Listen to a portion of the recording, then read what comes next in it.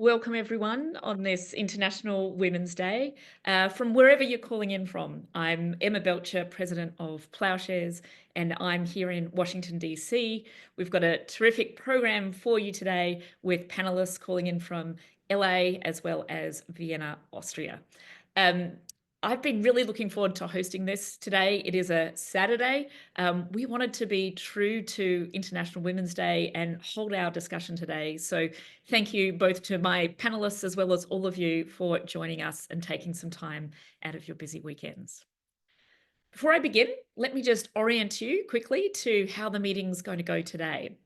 We've set aside about 15 minutes for Q&A at the end.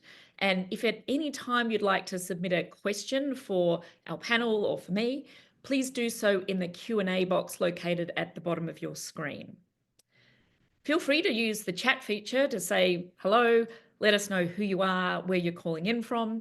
And throughout the conversation, please share any comments that you might have in the chat as well.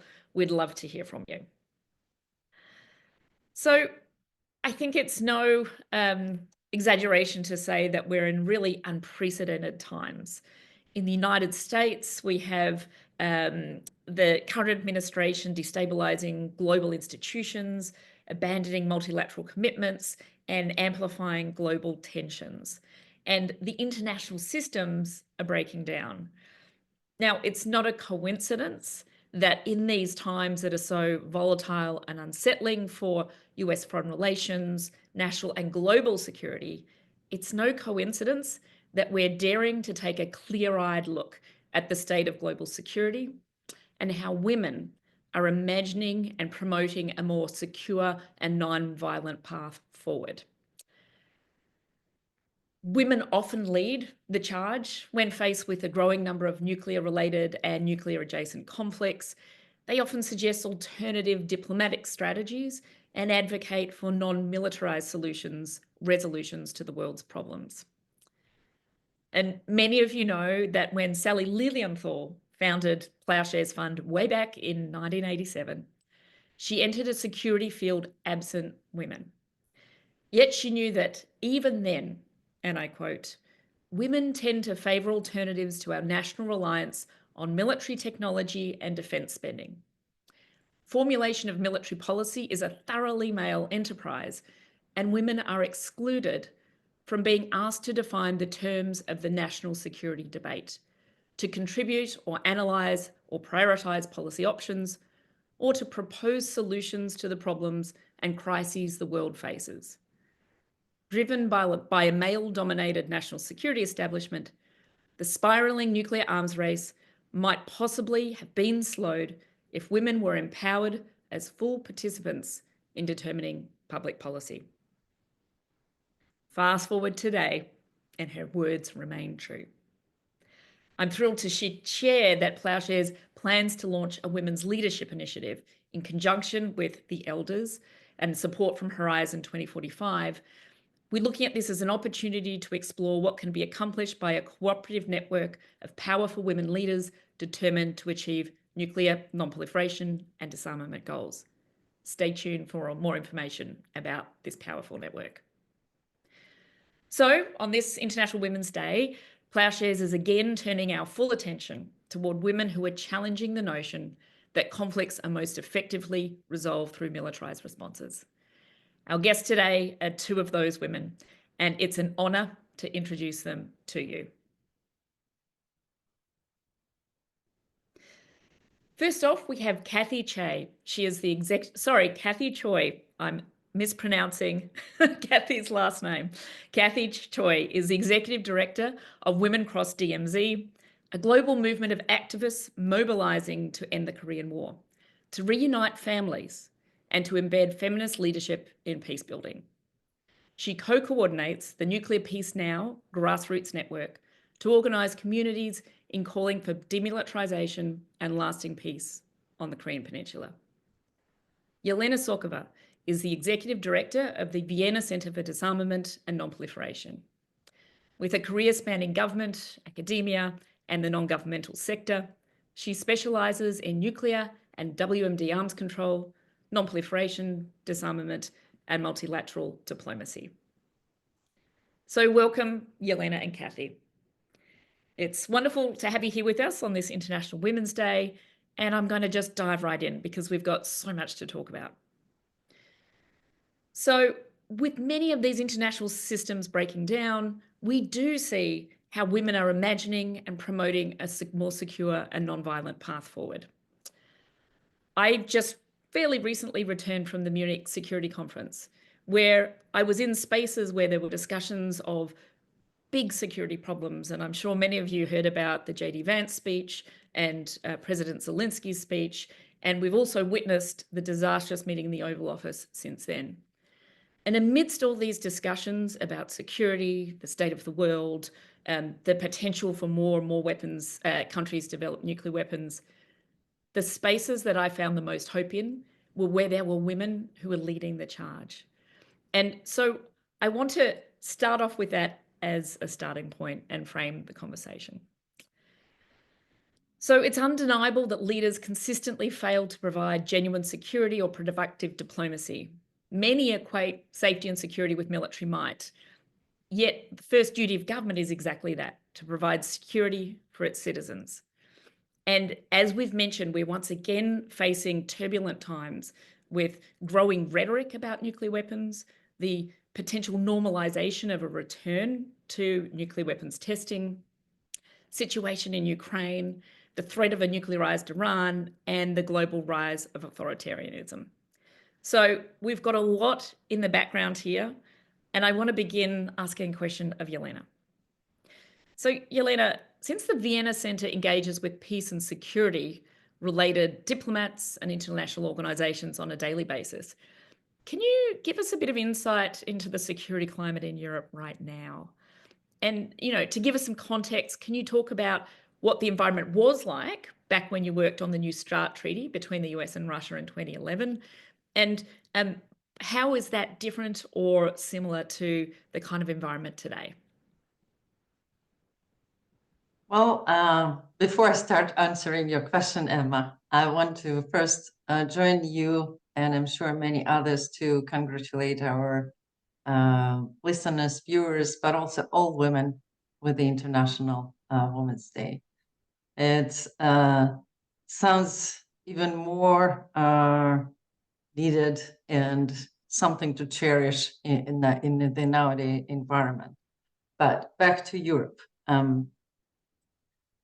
Oh boy, I would say that there is an ocean of a difference between 2010, 2011, and what we face now.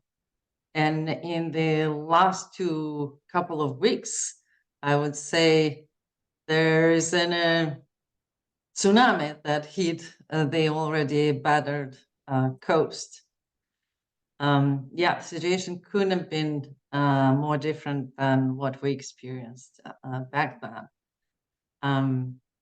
Probably don't need to describe what's going on, but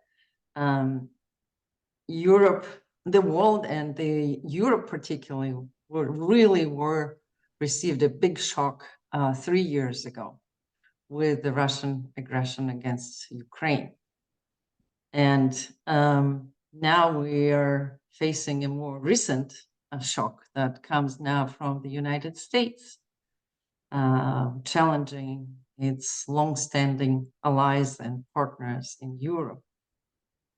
I would say overall, the fabric of arms control, non-proliferation and security arrangements and mechanisms in the world, but particularly in Europe, has been under dismantlement for over a decade. The key treaties like the conventional forces in Europe, the Intermediate Nuclear Forces Treaty, the Open Sky Treaty are all gone. The only standing treaty is still the New START negotiated in 2010. But since the start of the war, and the war obviously exacerbated the already kind of a diminishing role of arms control treaties and multilateralism to a certain degree, the only treaty standing is indeed the New START, but it expires in 2026 in February. And I have big doubts that the treaty would be extended, although we never know. You know, Mr. Trump talks about the denuclearization, whatever it means, potentially. So I'm always an optimist, but it's very difficult to remain optimistic in nowadays, particularly as you see the shock and inability even to comprehend both the last 3 years and what we see currently. Thank you, Yelena. Certainly really concerning and uncertain times where things seem to have been flipped around completely. Let's go to Kathy in the Korean Peninsula now, and we'll come back to you, Yelena. Kathy, what's driving North and South Korean policies and decision making right now? We've seen recently polling and news stories that South Korea, and there's a push by some in South Korea to consider the option of having a nuclear arsenal of its own. Can you give us some insight into what's going on there? Sure. And in the spirit of contextualizing, I will also share that in 2023, the former director of the U.S. Pacific Command and three-star general, Dan Leaf, wrote in the New York Times about how Korean Peninsula presents the next major flashpoint of potential nuclear armed conflict and why we most urgently need peace and to sign a peace agreement, which I'm sure as folks on this call already know, the Korean Peninsula is still technically in a state of war. The ceasefire signed 70 years ago is a fragile agreement that was meant to be renegotiated 90 days after the signing, but was never replaced with a sustainable peace agreement. So that is what Women Across DMZ and many other organizations have been campaigning for, and specifically the Korea Peace Now campaign is a feminist born campaign around building a sustainable peace in Korea.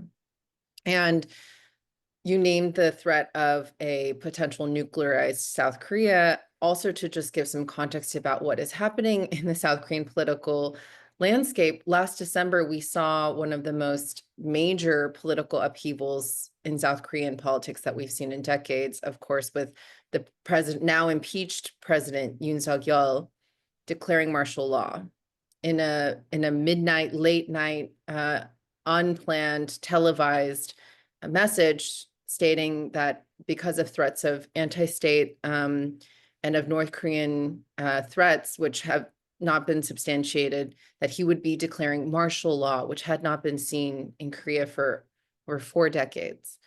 And in the aftermath of that, we've seen so much upheaval. Yoon was arrested, but not as a result of him putting up many fights, evading warrants, barricading himself in his residence in Seoul.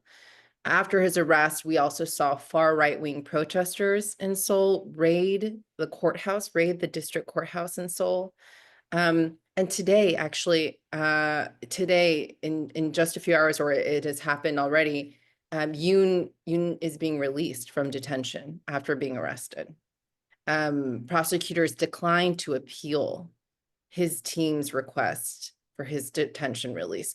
So we are in some precarious political times. I'll also note, given today being International Women's Day, Yoon's administration gutted the Ministry of Gender Equality and Family.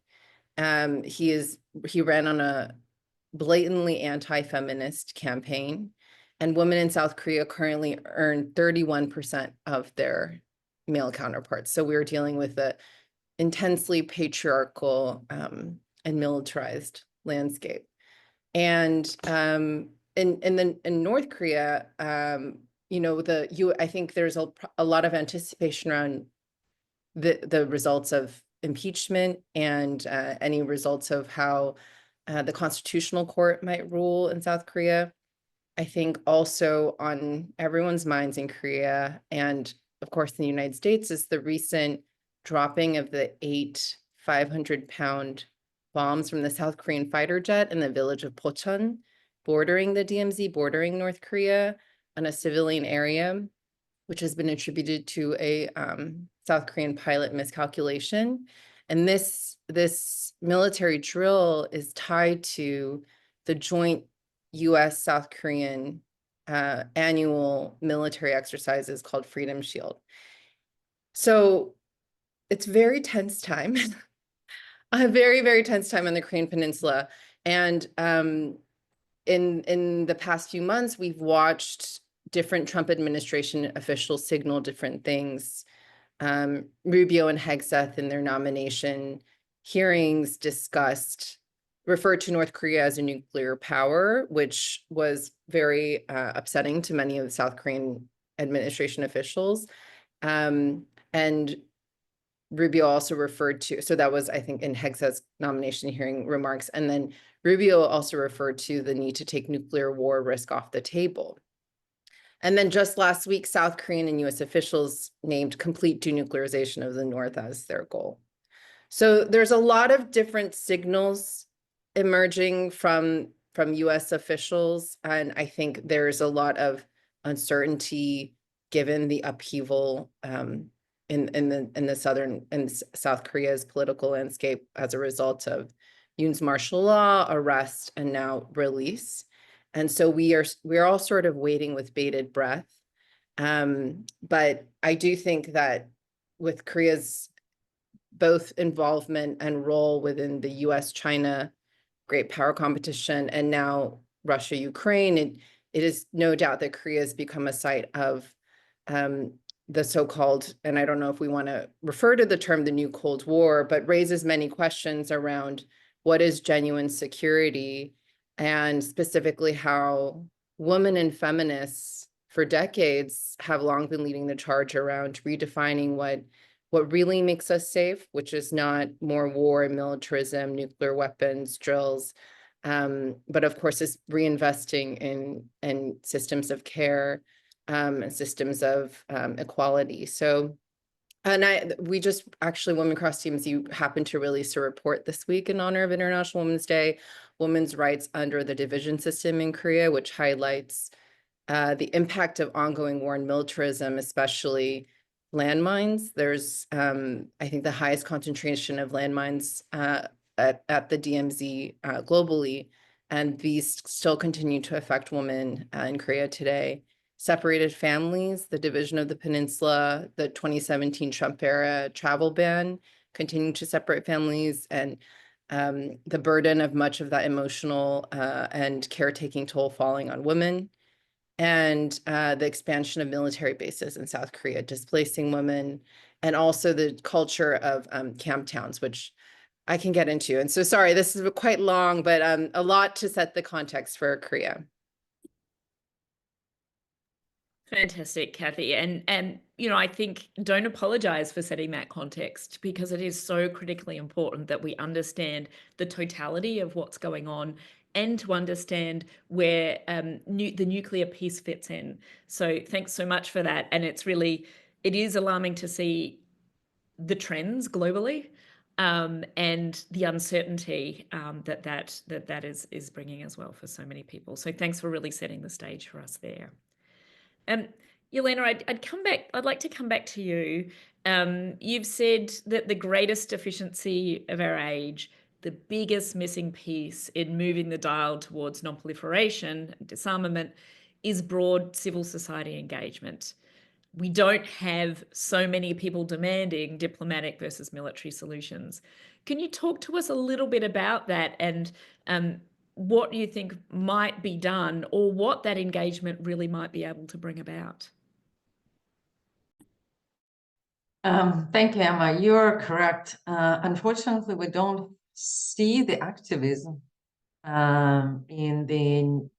against nuclear weapons, particularly if you compare with the end of the Cold War and the 1980s. We saw in 1982 1 million people demonstrating in the Central Park in New York against nuclear weapons. Women in Europe were chaining themselves to the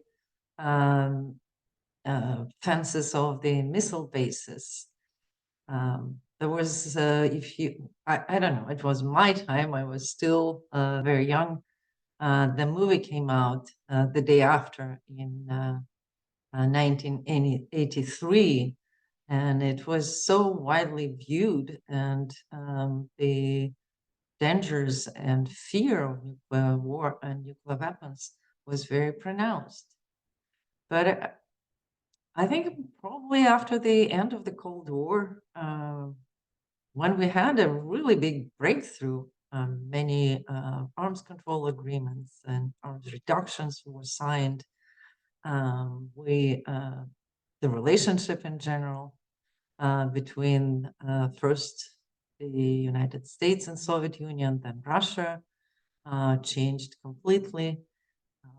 Some people may still remember the Reykjavik meeting between Reagan and Gorbachev, the famously coined later phrase about the nuclear war can never be won and must never be fought. At that time, I remember Gorbachev was even proposing to get rid of nuclear weapons. But I guess we got too complacent after that. Even though we do see some activism, there is no wonder that in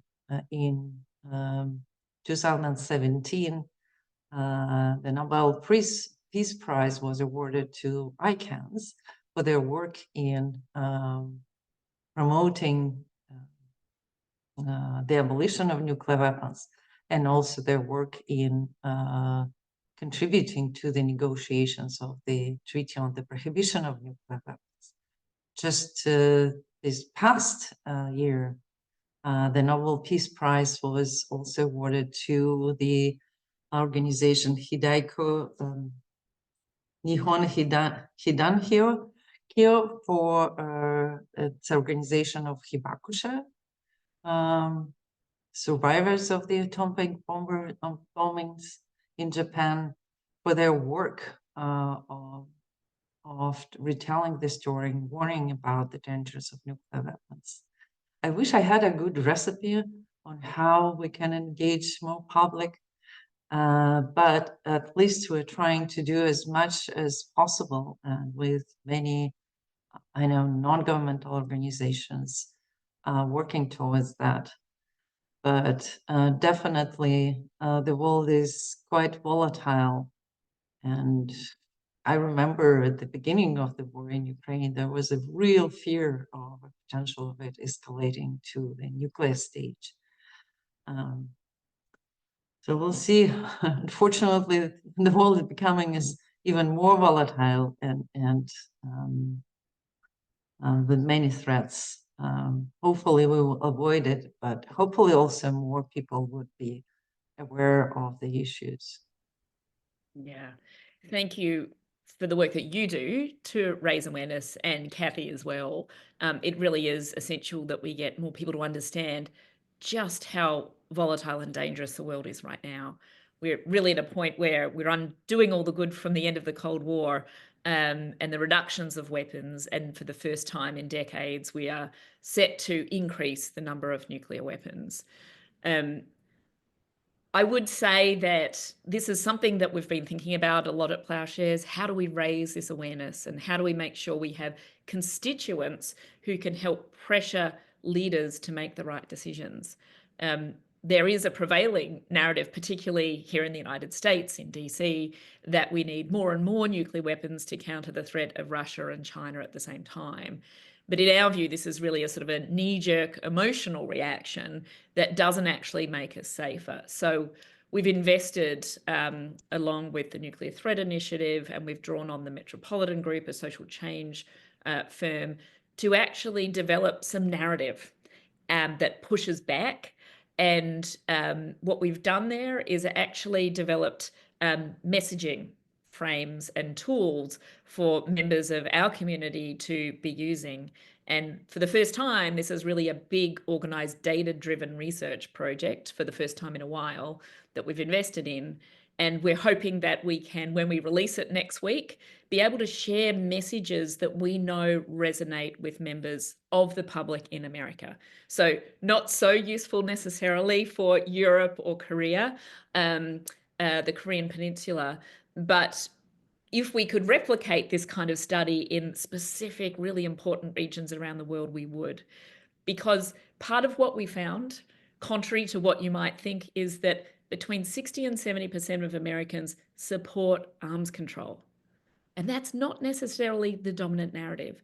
So if we can find ways to speak to those people, to re-engage them, we know messages that might work. Now we just need to employ them, and hopefully we can start to create that public demand for the smart policies that lead us to non-proliferation and disarmament. So this is another thing where we're really proud to have done this at Ploughshares with our partners, and stay tuned. And let's see what we can do to work together to make sure that this issue gets the attention that it deserves. Kathy, back to the Korean Peninsula. You've talked a little bit, I think, about what's essential for diplomacy to succeed, the role of women in particular. But can you tell us a little bit more about what are some of the core issues you think have to be addressed before there can be a resilient and effective peace on the peninsula? Well, I'm so happy to hear about that upcoming research and project, Emma, because I think it actually really bolsters our work for Korea peace. Something we often say is that the Korean War quadrupled U.S. defense spending, effectively inaugurating the U.S. military-industrial complex in just 3 years. And so that's something we often share as a talking point to show Korea Peninsula isn't so inherently intertwined, entangled with the U.S. military-industrial complex, with the today, present-day Pentagon, and the near trillion spending that we're seeing within the U.S. So a lot of our work is actually also around showing how forever wars abroad come back, the boomerang effect that I think several scholars, especially diasporic peace leaders in the U.S., talked about, that forever wars abroad foment, for example, anti-Asian violence at home. And so I think that is one of the conditions of peace, is understanding the narrative change that will lead to the lasting policy change, showing how domestic and foreign, that divide is not really, it's much more permeable than folks might think. And of course, as we know, U.S. military presence globally, we have 30,000 troops in Korea, we have over 70 bases. That intense militarization impacts both Americans and Koreans in different ways. And so that mutuality, understanding, I think, is one of the prerequisite conditions for lasting peace. And I think also to redefine what we mean by security, which I really loved the title of today's program, because I think it gets us to start questioning, are we really more safe and more secure when there are more weapons and a constant state of war? I think folks will refer to Korean Peninsula and might say that the armistice has kept a peace, that it has kept stability, because we are no longer in, quote, active fighting, active warfare. So our work has been really to challenge, what does success mean? Because here we have decades of division, of sanctions, the incredibly draconian sanctions that we also, Women Cross Teams has a report on the gendered impact of sanctions on everyday North Korean women. We have an ongoing state of war where war drills are affecting civilian villages, as we just saw this past week. And now we, as you mentioned, are seeing escalating South Korean bid for nuclear weapons. So this armistice, this ceasefire, has not succeeded in creating a peace, in fact. And so I think the onus is on us as peace activists to show just how much we've actually lost in the past few decades, what we have foregone as a result of this constant state of war. I think it's Sig Hecker in his book Hinge Points has pointed out multiple times when the US has failed, that US policy in Korea is actually a failure.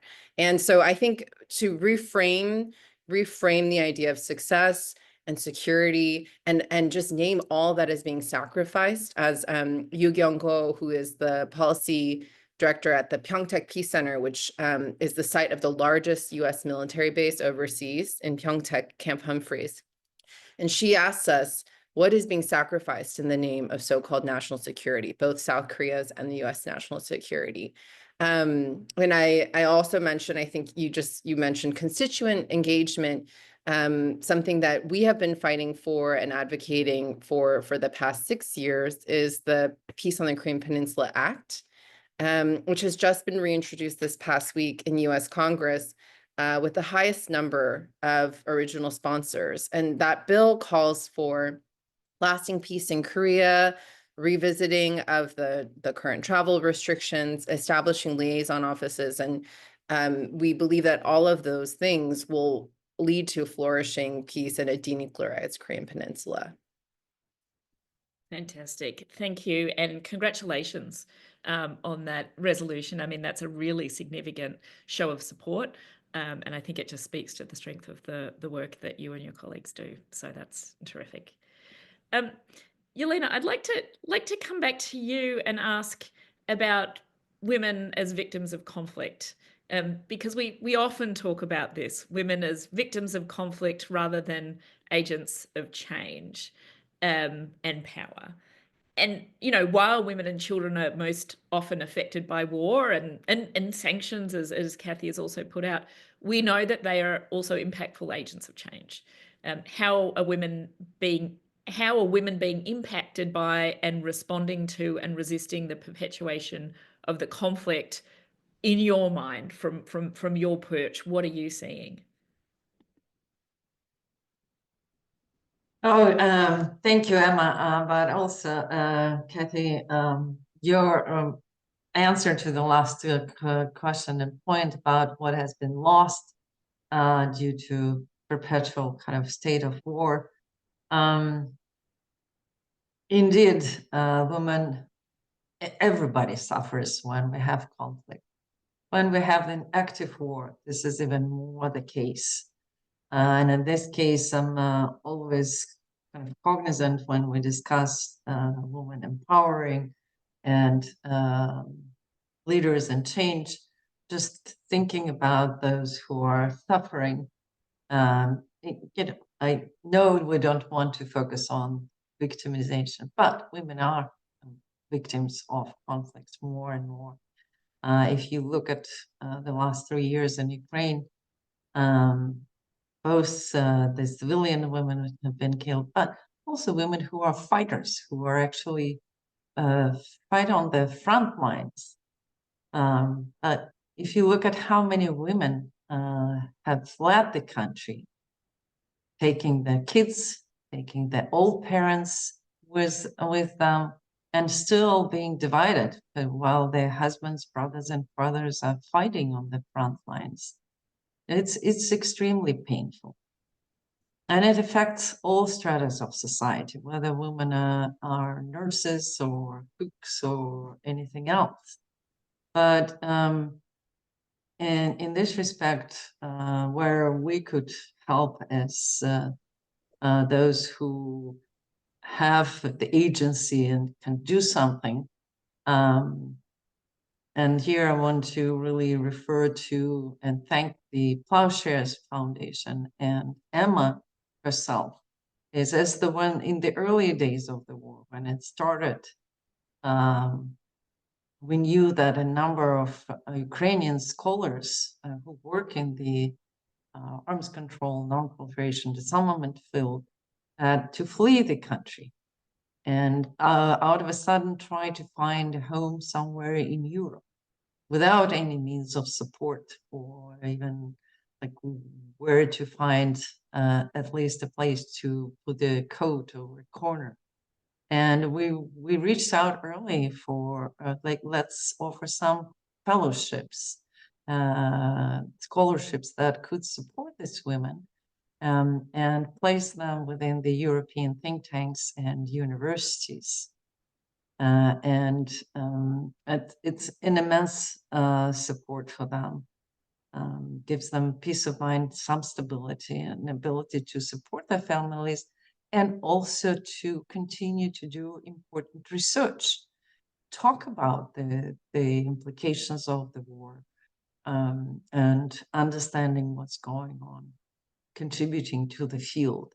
It's been, unfortunately, now 3 years since the start of the war, but I want to really recognize and thank the Ploughshares for stepping up and providing this support. It's incredible. But I also want to shout out to Jenny Grommel from State Department, who's been really active. And I think it was through her connection we really came to the Ploughshares for that support. So thank you for that. Well, Yelena, thank you so much for your leadership and for suggesting this and really pushing it forward. And, we connected with Jenny, who really is a wonderful force for women and has been helping in this respect. And I also want to take this moment to thank our donors who are on the call. I hope you can see the immense support this has meant. I think probably financially, but also sort of moral support in really helping these women, people affected by the war in Ukraine, continue to do the kind of work when it comes to security and nuclear weapons that are so important, because one of the great tragedies would have been to lose that scholarship, lose that understanding, and lose the terrific skills that they have. So we were thrilled to support it. And thank you, Yelena, for really leading the charge on that front. So I'm going to come back to Kathy with a question, but I'd love to remind everybody we're going to go to audience Q&A soon. So if you've got a question, drop a question in the chat, and we'll get to questions shortly. I can see that we've already got some ready to go. So Kathy, let's see. I've got a couple of things that I could ask you about. I want to know, you've taken over the helm of your organization, Women Cross DMZ, fairly recently, and it's just thrilling to see a young woman at the helm of an organization and a movement. So you're working with other women, and what are on their minds? What really gives them the impetus to do this work? I know that Yelena is also working on engagement with youth at the Vienna Center, and you're opening on-ramps of access to young people to decision makers. So what I want to know, I think, from both of you is, A, what are you seeing with these younger people, and B, why do you personally do this work that you do? Oh, thank you so much, Emma. I was also feeling that's kind of what I wanted to talk about. So we're on the same, we're on the same wavelength. And I also want to echo Yelena's point about, thanking you all on the call, thanking Emma, thanking Ploughshares for the support. I was actually thinking, what do I think about young women in leadership? Well, I think this is an example. Your investment in my leadership, as somewhat strange as it feels to say, part of this next generation feels very feminist. It feels like a really powerful investment in the understanding of intergenerational leadership. I think also Women Cross DMZ, it is the staff of Women Cross DMZ, but Women Cross DMZ is the larger family, much the concentric circles of network. And I think with Christine on founding the organization in 2015, it says a lot that she founded it with 30 women peacemakers from around the world. So always has been about weaving, has been about distributed leadership, shared leadership model. And that the founding event was a crossing where the 30 global women peacemakers met with women in North Korea and then crossed the DMZ to show that we must cross borders, we must weave across geopolitical divides, and then also engaged with women in South Korea. And I think the leadership transition we've undergone, this generational handing of the mantle, embodies a lot of what I think feminist leadership can look like, and women's leadership can look like in spaces to show, I mean, especially in South Korea and also the US, but in South Korea, where we deal with like a Confucian patriarchal system around age and gender and who is supposed to have the most authority in the room. And similarly, in the United States, we also deal with attitude towards younger leadership or towards women's leadership that might discount or discredit. I think what I've seen around me is so many both youth-led and also intergenerational efforts for peace. We couldn't have the current vibrant Korea peace movement we have in the US with over 500 grassroots members around the country if it weren't for the mutual exchange and leadership of people across generations. And I also want to note, in South Korea, we're seeing a very exciting moment with young women, especially with the impeachment protests. Ha-won Jung has a great article in The Nation about why young women in South Korea are leading these protests now. And I was talking to one of my dear friends who's a female activist on the ground around my age in South Korea. And she was saying, this is new, this is unprecedented, the visibility of young women at the front of these protests, calling for an end to this anti-feminist authoritarian regime. And she, you know, shared at women's restrooms, there's all these mutual aid sharing of different products. And it's just, it feels different than decades prior in South Korea. And so I am just very grateful for the investment in feminist and intergenerational leadership at Women Cross DMZ. And I think it's also being reflected in the vibrant movements we're seeing both in the US and in Korea. Thanks, Kathy. Well, again, we're thrilled to support you. And I think one of the things that particularly stood out from what you said is intergenerational leadership. I think lots of people associate a leadership model with, you know, someone who is the most experienced, who's been in the field the longest time at the top. But what we know is that leadership comes in all sorts of different forms, and that it's really important to recognize those as we work together and we're together in community to leverage those different points of leadership. And our new leadership network that we'll be forming is explicitly intergenerational for that very reason. So I'm thrilled to hear all of that. So let's see, we need to go to some audience questions now. And then I'm going to leave a little bit of time at the end for Yelena to tell us why she does the work that she does. So let's see, questions from Mary Ross. She said, thanks for offering this discussion. We are thrilled to do that, Mary. Thank you for signing in. She's asking, where are the women in the ceasefire and peace planning? Kathy, do you have some thoughts on that? Oh, well, I have a few thoughts. Well, first, I mean, the 1953 ceasefire peace planning, there is a historical legacy of women from both northern and southern halves of the peninsula who played leader, and international women too, an international woman delegation sent to the Korean Peninsula amidst active fighting that played a major role in reporting back to international governing bodies about the extent of human damage and loss in Korea, and also Korean women who led calls for peace and an end to war. And I think now, I think I'll refer folks to the report just released, Women's Rights Under the Korean Division System.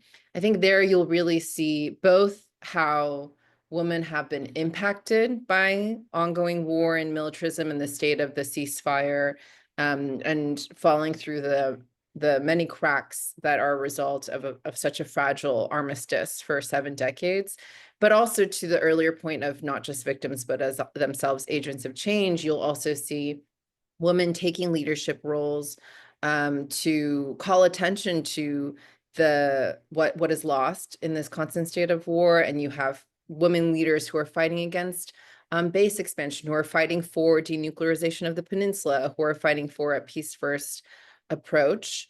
And I also wanted to say in the prior answer, my own personal motive for this work is I'm also a member of a divided family, and I have family members who are still on the other side of the demilitarized zone. So this very personal experience of, and that division doesn't diminish over generations or over years. That compounds, it grows, it becomes a different type of pain. And so that very personal experience, I think, having gone to law school and practicing civil rights law, realizing, well, actually, all of this I learned, how am I going to apply it to my own motherland, my own people, my own family? And so that's kind of where perhaps a very also personal example of the leadership of women on this.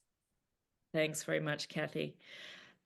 So we've got quite a few questions. One of them relates to narrative, and Paula has asked how she could get more information about the narrative report and the messaging. Paula, we will reach out to you and share materials as soon as we have them, I think, in the next week.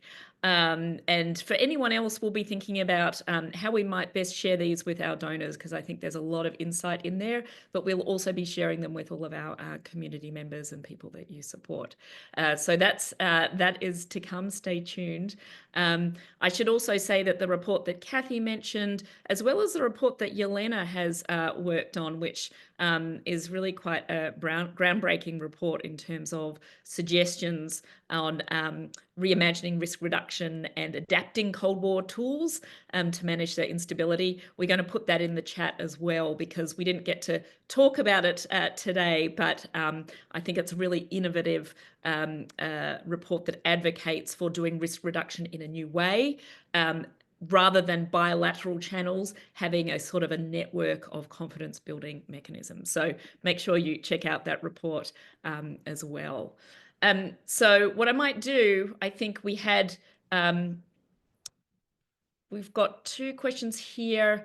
I think I'm going to go with one here about seeing that more women are joining leadership ranks in the nuclear weapons sort of complex and system. And Ryan Coles asked, do you expect or have you seen resistance from the old guard male leadership? And if so, what strategies would be the most effective in breaking down this resistance? I'm going to ask Yelena. Yelena, you've been working on this for a long time. For my answer is I've seen a lot of resistance, and it's really frustrating. But I'm gonna ask you, what over the course of the time you've been working on have you seen? What have you encountered, and what do you think are the best strategies for pushing back against the resistance? Thanks, Emma. Just one correction. The report that you mentioned on risk reduction, I'm not the author of it. It's the VCDNP product. And actually it's a collection of several authors of it. But thank you for promoting and giving a very succinct gist of that. Yes, of course, I've seen in my life the pushback by the old guard, and I would suspect that will continue. You cannot really eliminate it completely. But I think that some of the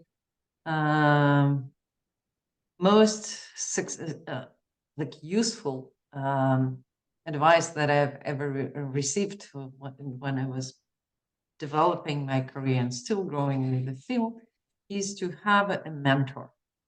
Who could you use as a, first of all, ask for advice on how to deal with a certain situation, but also guide you in your professional development.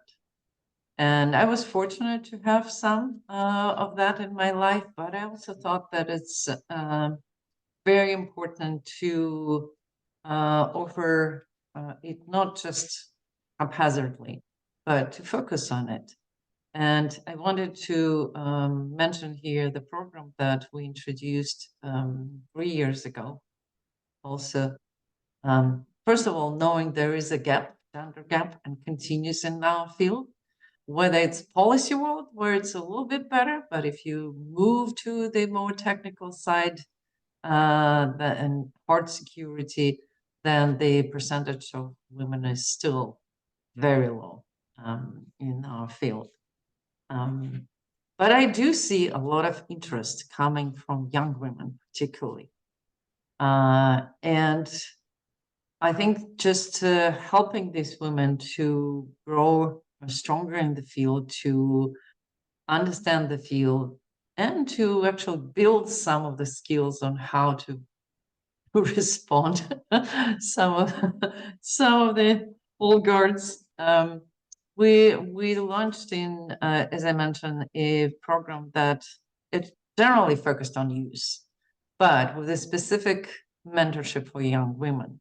Each year we pair 20 women we select across the globe with more experienced experts in the field. We don't call them senior because they're just more experienced.